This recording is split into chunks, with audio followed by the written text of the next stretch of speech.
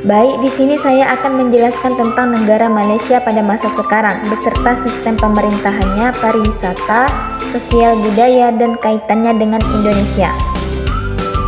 Malaysia adalah sebuah negara federal yang terdiri dari 13 negeri, negara bagian, dan 3 wilayah federal di Asia Tenggara. Ibu kotanya adalah Kuala Lumpur, sedangkan Putrajaya menjadi pusat pemerintahan federal. Malaysia berbatasan dengan Thailand, Indonesia, Singapura, Brunei Darussalam, dan Filipina. Negara ini terletak di dekat Khatulistiwa dan beriklim tropika. Kepala negara Malaysia adalah seorang raja atau seorang sultan yang dipilih secara bergiliran setiap 5 tahun sekali dari antara raja negara-negara bagian yang diperintah. Malaysia pernah menjadi penghasil timah, karet, dan minyak kelapa sawit di dunia. Industri manufaktur memiliki pengaruh besar bagi ekonomi negara ini. Malaysia juga dipandang sebagai salah satu dari 18 negara beraneka ragaman hayati terbesar di dunia. Malaysia adalah anggota perintis ASEAN dan turut serta di berbagai organisasi internasional seperti PBB. Sebagai bekas jajahan Inggris, Malaysia juga menjadi anggota negara-negara persemakmuran. Malaysia juga menjadi anggota D8, yakni sebuah kesepakatan untuk bekerja sama pembangunan. 8 negara anggotanya adalah Bangladesh, Indonesia, Iran, Malaysia, Mesir, Negria, Pakistan, dan Turki. Di antara tahun 1980-an dan pertengahan 1990-an, Malaysia mengalami pertumbuhan ekonomi yang berarti di bawah kepemimpinan Perdana Menteri keempat, Dr. Mahathir Mohamad. Pada periode ini, Malaysia mengalami lompatan dari ekonomi berbasis manufaktur dan industri. Pada periode ini juga, bentang barat Malaysia berubah dengan tumbuhnya beraneka megaproyek. Proyek paling terkemuka adalah Menara Kembar. Petronas sempat menjadi gedung tertinggi di dunia.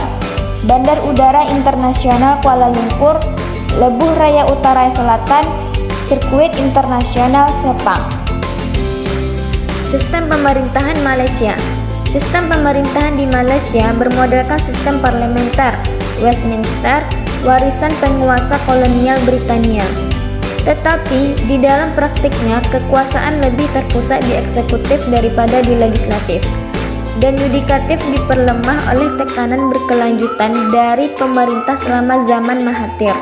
Kekuasaan yudikatif itu dibagikan antara pemerintah persekutuan dan pemerintah negara bagian.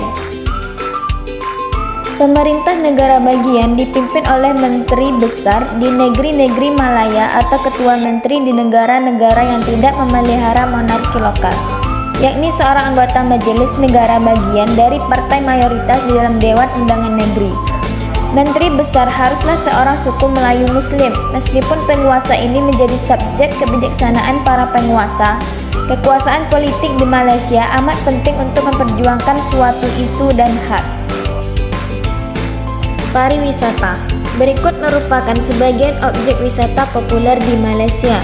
Yang pertama yaitu ada gunung, Bukit Bendera, Pulau Pinang, Cameron Highlands, Pahang, Genting Highlands, Pahang, Gunung Jerai, Kedah. Yang kedua yaitu ada sungai. Air terjun Latakinjang di Perak, air terjun Kota Tinggi di Johor, air terjun Telaga 7 di Kedah, Jeramtoy di Negeri Sembilan. Yang ketiga yaitu ada pantai. Batu Feringgih di Pinang, Pantai Cahaya Bulan di Kelantan, Pantai Cerating di Pahang, Pantai Desaru di Johor, Pantai Merdeka di Kedah, Pantai Morip, Selangor, Pantai Tanjung Aru di Sabah. Yang keempat yaitu ada pulau. Pulau Kapas, Terengganu, Pulau Langkawi di Kedah, Pulau Pangkor di Perak, Pulau Payar di Kedah, Pulau Pemanggil di Johor. Budaya. Malaysia adalah masyarakat multisuku, multibudaya, dan multibahasa. Suku Melayu, kelompok terbesar didefinisi sebagai Muslim di dalam konstitusi Malaysia. Suku Melayu memainkan peran dominan secara politis dan digolongkan sebagai salah satu bumi putra. Bahasa aslinya adalah bahasa Melayu. Tionghoa dan Islam sangat mempengaruhi musik tradisional Malaysia. Musik itu terutama didasarkan pada gendang atau drum, tetapi melibatkan alat tabung lain. Beberapa di antaranya bercangkang, rebab, alat berdawai sejenis biola, serunai, alat tiup sejenis oboe dengan 20 suling, dan trompet. Negara ini memiliki tradisi kuat di dalam hal tari dan sendera tari. Beberapa berasal dari Thai, India, dan Portugis.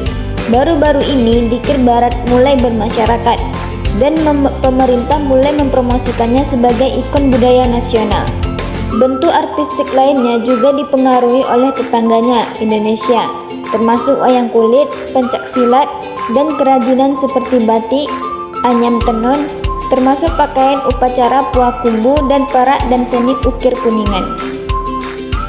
Sebetulnya, dalam hubungan antara Indonesia dan Malaysia, masalah-masalah budaya jauh lebih intens interaksinya dibanding masalah-masalah ekonomi. Ini terjadi karena antara Indonesia dan Malaysia secara historis mempunyai bahasa dan darah yang serumpun. Karena itu, hubungan antara Indonesia dan Malaysia lebih dari sekedar hubungan ekonomi dan budaya, tapi juga kekerabatan atau genealogis. Hal ini bisa dilacak dari keturunan garis darah beberapa sultan di Malaysia, yang tidak sedikit di antaranya berasal dari Sumatera, Jawa, dan Sulawesi. Begitu juga para ulama di Malaysia, di antaranya banyak yang belajar atau nyantri pada kiai-kiai di Sumatera dan Jawa. Lagu Isabella dari grup band Search asal Malaysia, misalnya, sangat terkenal di Indonesia karena dinyanyikan dalam bahasa Indonesia. Sebaliknya, lagu Antara Anyer dan Jakarta ciptaan musisi Indonesia Odi Agam yang dinyanyikan artis Malaysia Sheila Majid sangat menggetarkan hati bangsa Indonesia. Karena bukan saja liriknya sangat mengesankan dan penuh kenangan, tapi suara penyanyinya pun sangat Indonesia. Dalam konteks ini, Azyu Mardi Azra mengibaratkan hubungan Indonesia dan Malaysia seperti hubungan budaya antara Amerika Serikat dan Inggris. Dampak peristiwa historis tersebut saat ini banyak sekali kesamaan sosial dan budaya antara warga Indonesia dan Malaysia. Baiklah, itulah tadi pembahasan dari saya. Lebih dan kurang saya mohon maaf. Assalamualaikum warahmatullahi wabarakatuh. Terima kasih.